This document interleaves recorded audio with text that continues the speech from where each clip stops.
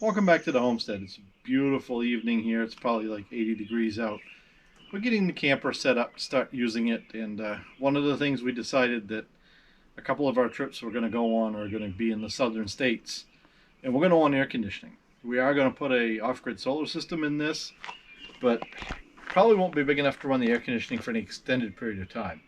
It would just take so much batteries. So one thing we decided we would do is pick up an inverter generator and see if it'll run the air conditioner. This particular one weighs about 56 pounds, so we can take it with us really easy. We can put it in the camper in the back of the truck. What we decided to get, and most of the decision was based on availability, was a Craftsman inverter generator. So for those that don't know, Craftsman is actually made by Generac. The Generac gets mixed reviews, mostly decent reviews. It's pretty hard to beat the Honda, but the Honda is about twice as much money. So knowing that somebody might swipe this out of the back of the truck some night in the middle of a Walmart parking lot, we decided to go with something that was a little less expensive and see how it goes. So we got the 2500 watt continuous, 3300 watt surge. And the biggest reason we went with this over like the 3000 watt or 2000 watt range was this has a single 25 or 30 amp receptacle on it. We'll show you that in a minute. So let's go ahead and get it out of the box and see what it looks like.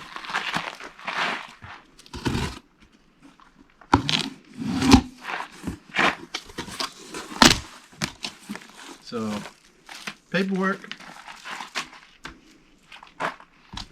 a funnel,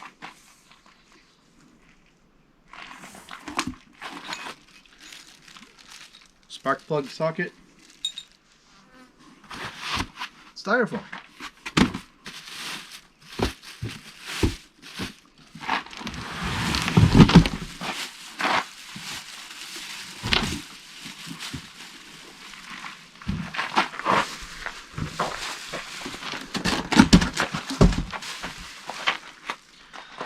So there's what you've got.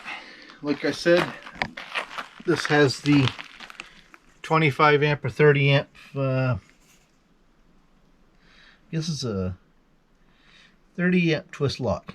So it's 120 30 amp twist lock. It has a couple regular receptacles, a couple USB if you want to charge your cell phone directly from it.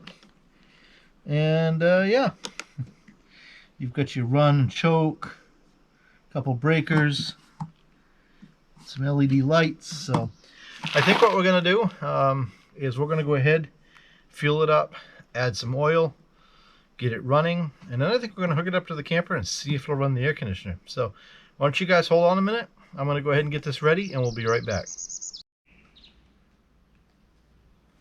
Alright, so worth noting, it's full of oil.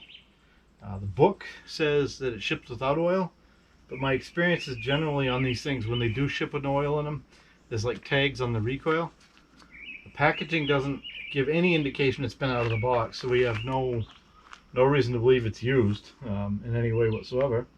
So we've gone ahead, we filled it full of gas, and we're going to see if it'll start. So we have to turn the choke to choke here, and we'll give it a pull.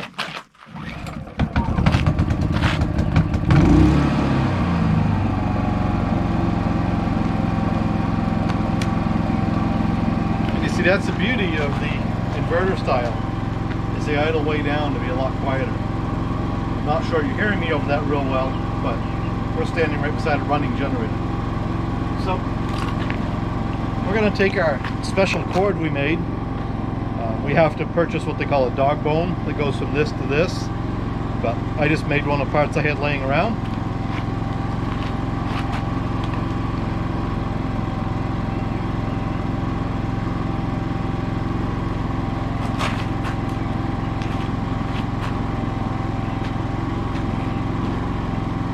Grab our camper plug.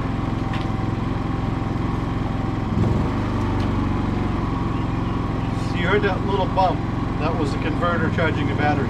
So I'm going to go ahead and turn on the air conditioning and see what happens.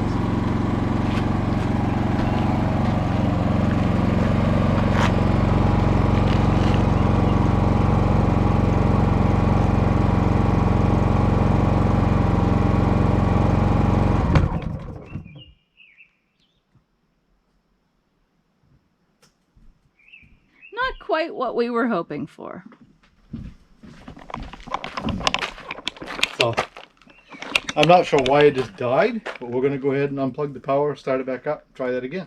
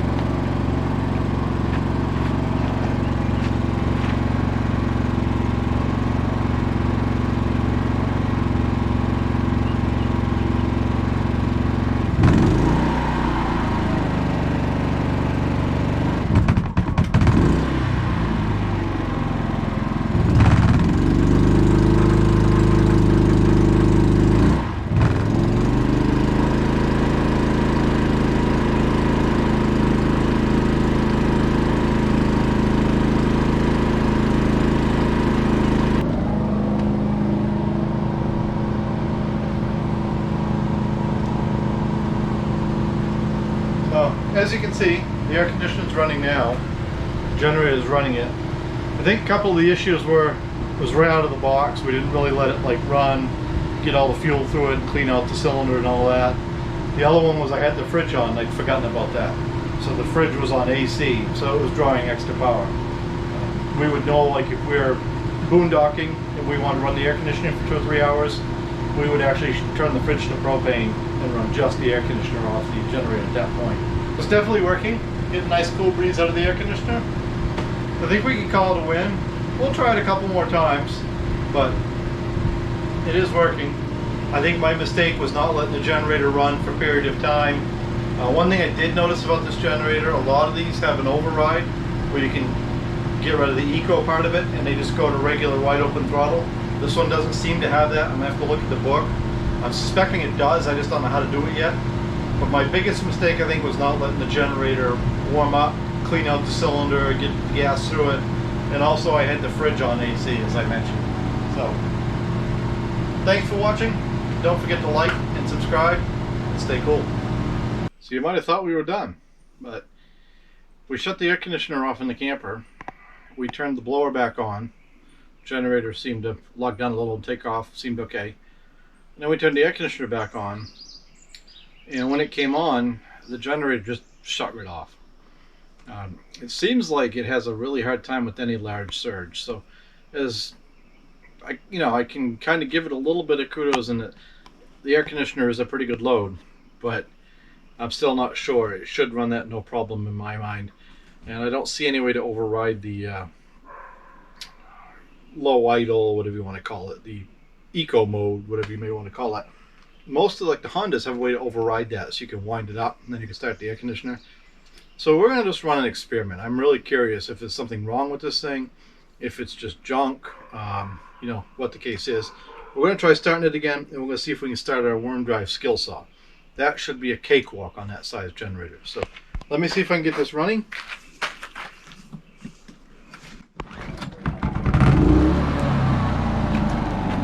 We're going to let it idle down.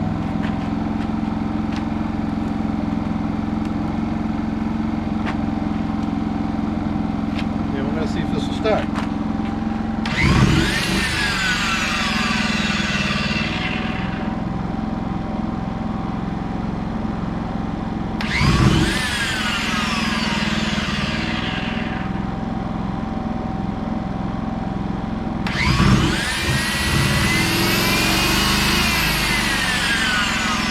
So you'll notice the first 2 times I just bumped the trigger and it recovered.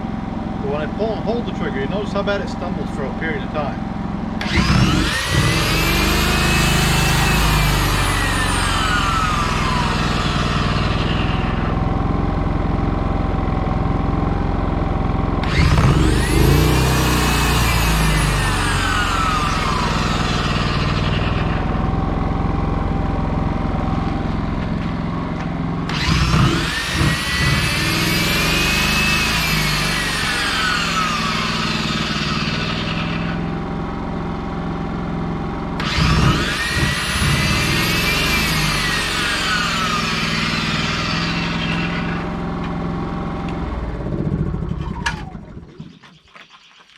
So I'm not sure. My conclusion is this generator is a big pile of steaming crap.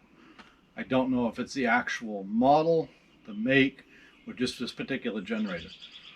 We're probably going to do a little research. We're probably going to load this back in the truck and take it right into our friendly big box store and tell them we want our money back.